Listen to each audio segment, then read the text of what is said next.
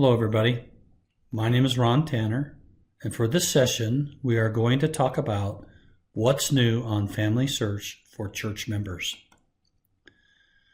Since there are so many who are coming to this virtual Roots Tech this year, I thought we could do a short review on some relevant temple features. First, I want to talk about how you can get a person and family tree to qualify for temple ordinances. One, you must have a name, preferably both the first and the last names. If you don't have a first name, put Mr. or Mrs. in the prefix. Just remember that some ordinances require the first and last name of the father. You must have the person listed as a male or a female. You have to put a date on a person's vital event. It can be birth, christening, burial, or death. Preferably, you'd like to have dates on as many of those as you can. You must also put a place on these vital events. In order to qualify, it needs to have at least one place on one of the vital events. Let's go take a look at how we would do this. Here's a demonstration person, Susan. Her name is Susan. Her sex is female. She has no birth date, no christening date. The only information on her death is that she's deceased, and no burial information. Looking over here at the ordinances, it shows that she currently needs more information. She needs standardized date information, and she also needs place information. So let's go back and talk about how we could help Susan qualify for ordinances. She has to have, we know, at least a date. We would go do some research by looking for records, looking for information, asking relatives that might have known her to find out the information about her birth or christening or burial. Let's say that we find, after some research, that she was born on January the 1st, 1900. I will pick the standardized date, which is the one with the calendar. See, it says standardized date there. And I'll hit save. Notice the system will recalculate to see if she now qualifies for ordinances. Oh, she still needs more information. So now let's say we ask some more information. We find out through records or others that she died in Colorado. So let's go enter in Colorado. We'll enter Colorado, United States. It's a standardized place. That's what we're looking for. We hit save, and now it'll be recalculated, and it now qualifies for temple ordinances. Let's go take a look. So yes, there's the baptism, the confirmation, the initiatory, and endowment. Well, let's push request because we want to request these ordinances to take to the temple. We'll leave it checked. We'll select request. Now we should read through and follow the guidelines of church policy that is being displayed. And once we've done that, we can accept that we will do that and that we will take them to the temple. And now we've reserved Susan. So let's go back. Now let's talk about the types of reservations. There are two types of reservations: a 2-year reservation that have not been shared with the temple. These have an icon of the temple. And there are 90-day reservations that have been reserved by someone and shared with the temple. These have an icon of a temple with a timer, so you know that they are only for 90 days. You can reserve both of these types of ordinances. You're probably asking, why do reservations expire at all? Well, church policy states that reservations must be done within 2 years or shared with the temple. 90-day reservations are shared with the temple already, and the original reserver expects them to be done soon. So when you pull them from the temple list, we give you 90 days to complete them. I want to talk about Ordinances Ready. Ordinance Ready is a tool that looks for persons in family tree that are ready for ordinances. It looks in specific places for these ordinances. Let's first take a look at how you do Ordinances Ready. I'll go up to the Temple tab and select Ordinance Ready on the list. This will take me to my Ordinances Ready page. And the Ordinances Ready, you have several options to choose baptism and confirmations, initiatories, and endowment, sealings to parents, or sealings to spouse. I'll choose baptism and confirmation. Now the system is looking in the temple areas and trying to find ordinances that I can take to the temple. Ordinances Ready returned me 4 people. I can learn more about these people by clicking Learn About. I'll click Learn About on Thomas Bishop. I can go to Thomas Bishop and find more about him.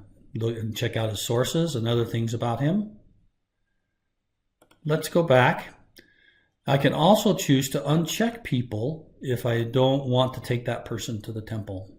I'll check them all this time. And I'll click Take to the Temple.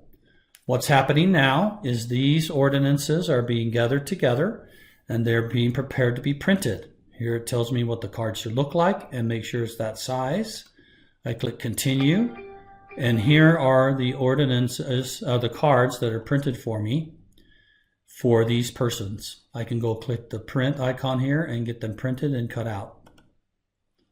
I'll say yes, they were printed, and I am returned to my reservation list where I have the 4 that I just reserved with Ordinances Ready, plus Susan that I did so earlier. Now let's see how Ordinance Ready checks to make sure that the person is ready to go. First, we check to make sure that the person has been in the tree for at least 30 days. Then we ignore persons who are under the 110-year-old to avoid any issues with close living relationships. Then we verify that the person qualifies for ordinances. And then we verify that this person has no possible duplicates. This is because there may be a duplicate in the system that already has the ordinances completed, and we do not want to repeat doing the ordinances. Let's look now where Ordinance Ready looks to find these ordinances. First, we look in your reservation list. If you have some of those type of ordinances in your reservation list, we'll gather them together and provide you as your Ordinance Ready set. If we cannot find enough ordinances for you, then we'll also look in ordinances that you have shared with the temple, and we will pull them back and give them to you as part of Ordinances Ready. If we still need to find some more ordinances, we'll look in your tree to find the closest relative that needs ordinances. We'll do that by going a little bit up above you and down, looking for people that need that ordinance. If we can't find sufficient, we'll look a little higher and do it again, and then a little higher, and we'll continue to do that until we find the names that we need, or we discover that there isn't anyone in your line that needs that ordinance. In that case, we'll move to step 4, where we look for names that have been shared with the temple by others, but you're related to. And we'll pull those ordinances back from the temple and provide them for you as part of your Ordinances Ready.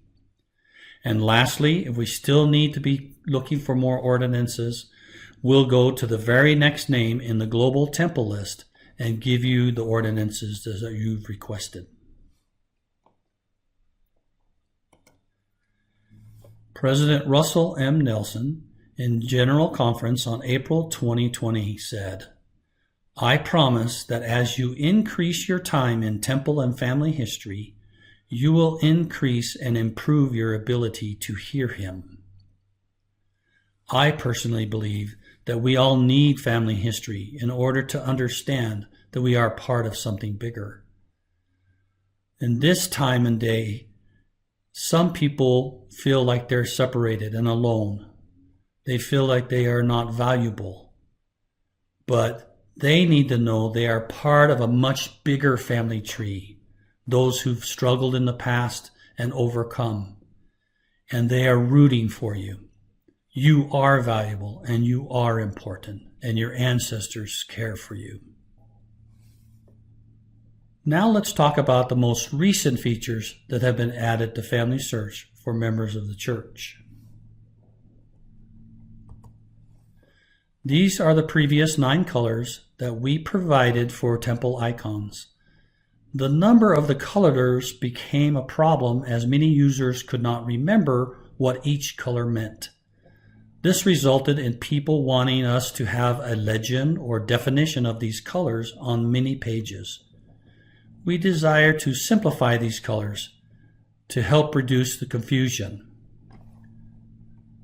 Let's go take a look over at our temple page to see what the new colors are. We click Legend, and it shows Request, In Progress, Cannot Request, and Completed. Let's look at what each of these mean. Request means that this ordinance is available for reserving. It's good to go. In progress means that somebody else already has this ordinance and they'll take care of it. Cannot request means it's not available or does not qualify. You may need to examine the person and see what is needed to have it qualify. And lastly, completed. This means the ordinance is already done. I want to talk to you about a new feature that we also recently added, card printing without contact information. You can now choose to not have your contact information on temple cards that you print.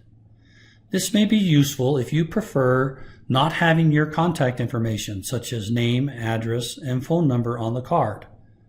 Let's take a look at how you do that. We're over here again, over at our reservation list. I'm going to pick Thomas Bishop, and I'm going to choose to print this temple card. I say print. I click on print family name cards. I see that it has Thomas on it for baptism and confirmation. And it now has this new option called show contact information on family name cards. I'm going to leave it checked. I'll click continue. It tells me how to cut out the cards and make sure it's a certain size. I say continue. Now it prints the card, and there's the contact information. Ron Tanner, somewhere in the United States of America, USA, and phone number. And I'm going to say yes, the card printed. Now I'm going to go back and do it again. This time I'm going to click print, family name cards, and then I'm going to uncheck show contact information on family name cards. The system will remember that you've unchecked the show contact information, and it will remain unchecked until you check it again. I'll click continue. It tells me about the cards and how to cut them out. And then I see the card, and notice it has no contact information. This is a partial list of the promised blessings of family history mentioned by members of the First Presidency and Quorum of the 12 Apostles. And everyone wants these promised blessings.